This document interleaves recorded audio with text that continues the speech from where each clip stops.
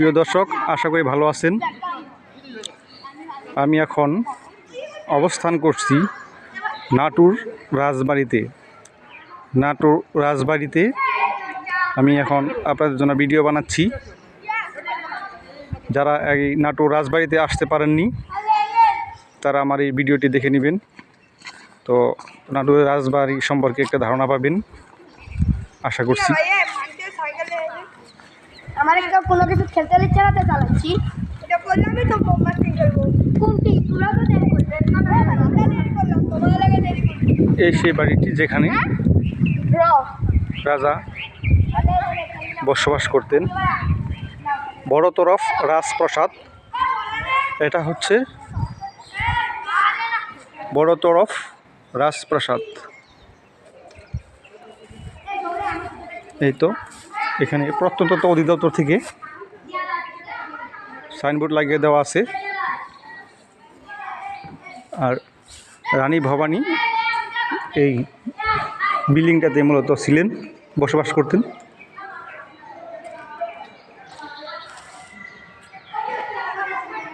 এই হচ্ছে নাটোরের রাজবাড়ি।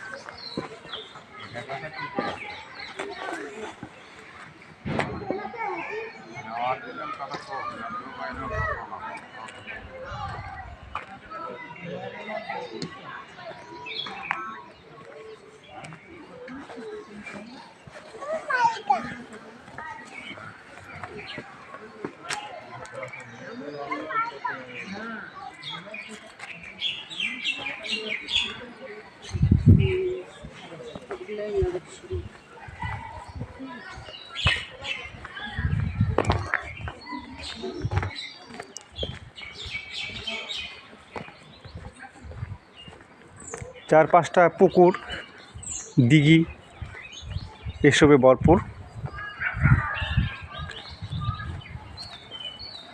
অতিরঞ্জিত কিছু দর্শকের জন্য এখানে একটি সাইনবোর্ড লাগিয়ে দেওয়া আছে। অনেকে হয়তো অতিরঞ্জিত হয়ে অনেক কিছু করে বসতে পারে, তাই এখানে সাইনবোর্ডে তাদেরকে সতর্ক করা হয়েছে।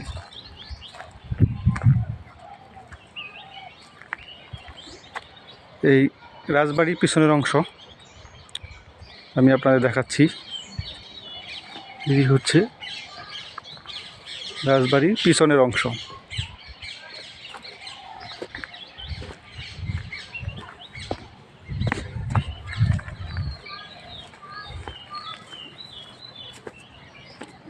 এই রাজবাড়ির জন্যই মূলত সেই ছোটো বয়সে শুনেছি নাটোরের রাজবাড়ি।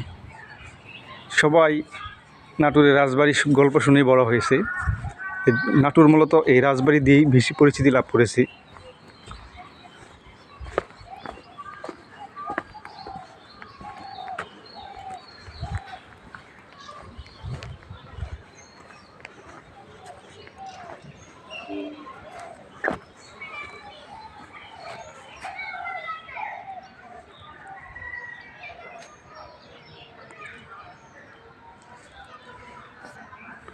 হচ্ছে রানী ভবানীর কফি হাউস।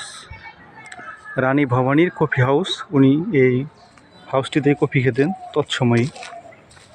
বুঝতেই পারছেন রাজা রানীদের রাজকীয় অবস্থা। যখন এ যুগে এসেও অনেকে হয়তো কফির সাথে পরিচিত না।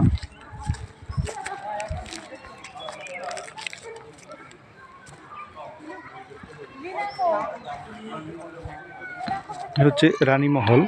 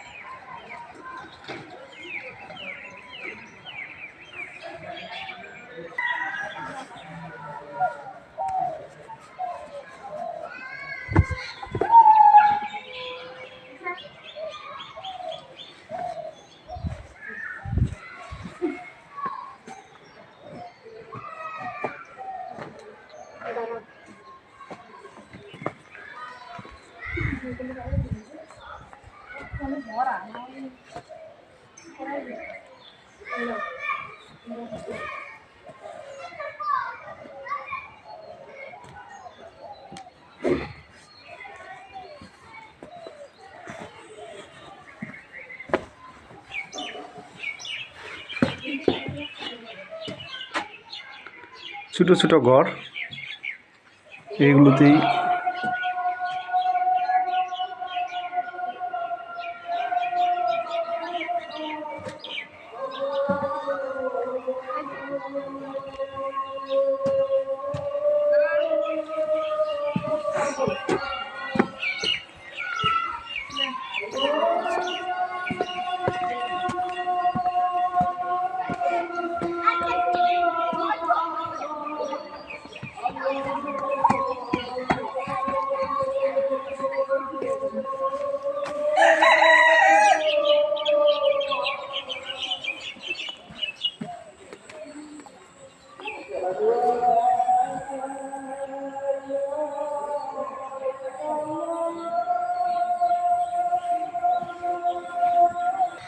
এই হচ্ছে বৈঠকখানা। তৎসময়ে এখানে বসে নানা রকম কুশ গল্প হতো রাজরানী বা রাজকর্মচারীদের মাঝে।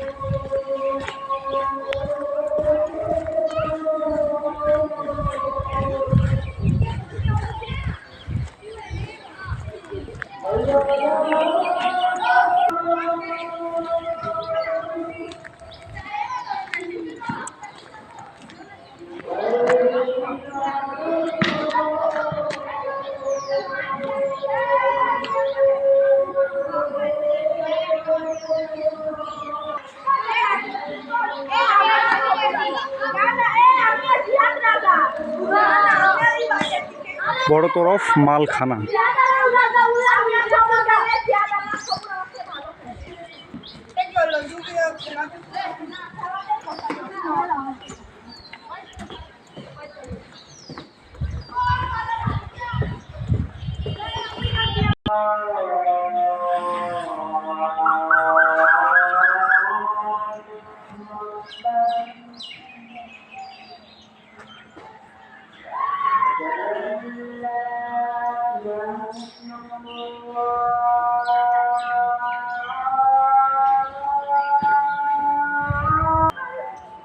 দুর্গা মন্দির।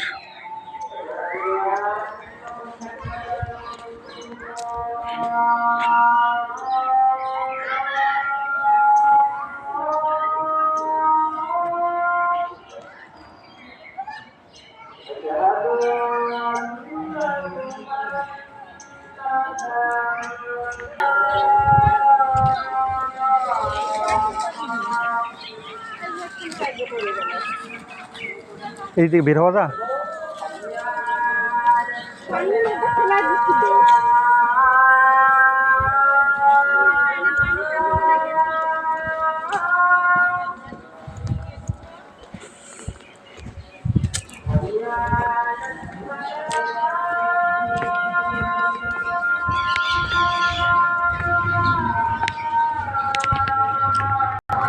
দর্শক, অনেক পর্যটক আসে এখানে। এই যে তাদের গাড়ি নাটোরের রাজবাড়ি দেখার জন্য। এটা হচ্ছে নৌজাহা, অর্থাৎ এখানে রান্না বান্না করা হয়। যারা ঘুরতে আসে তারা এই জায়গাটাতেই রান্না বান্না করে থাকে। একটি সতর্কতা সাইনবোর্ড, ভদ্রতা বজায় রাখতে বলা হয়েছে। জানি না কোন অভিজ্ঞতা থেকে তারা এই সাইনবোর্ডগুলো লাগিয়ে রেখেছে। এই হচ্ছে মঞ্চ, যেখানে বিভিন্ন অনুষ্ঠান হয়ে থাকে।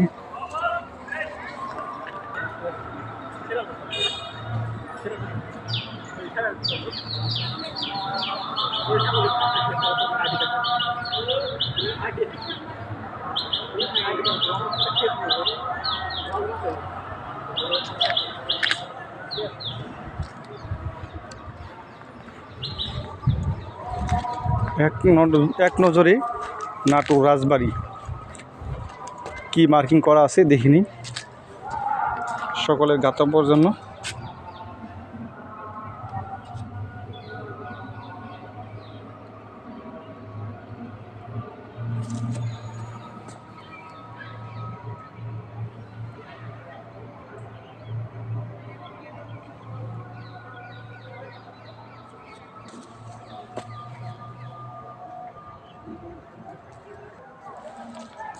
আসলে রাজকার্য পরিচালনার জন্য অনেকগুলা বিল্ডিংয়ের প্রয়োজন হয়েছিল। ছোটো তরফ, বড় তরফ, ছোটো তরফ রাজপ্রাসাদ। আমরা বড় তরফ রাজপ্রাসাদ দেখাইলাম, এখন হচ্ছে ছোটো তরফ রাজপ্রাসাদ। এটা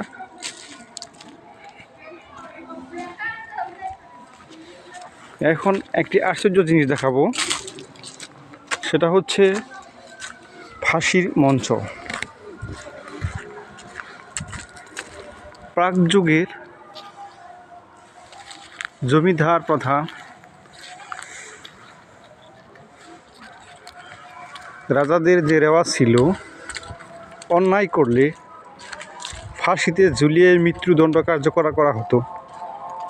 সেই প্রাচীন ইন্দিরা, যেখানে অনেক লোককেই ফাঁসি দেওয়া হয়েছে শুনেছি। এই ইন্দিরাতে অনেককেই ফাঁসি দেওয়া হয়েছে। এটা এখন দেখেন ময়লা স্তূপে পরিণত হয়েছে। ইন্দিরাটি ময়লা স্তূপে পরিণত হয়েছে। এখানে নাকি অপরাধীদের ফাঁসি দিয়ে মৃত্যু কার্যকর করা হতো।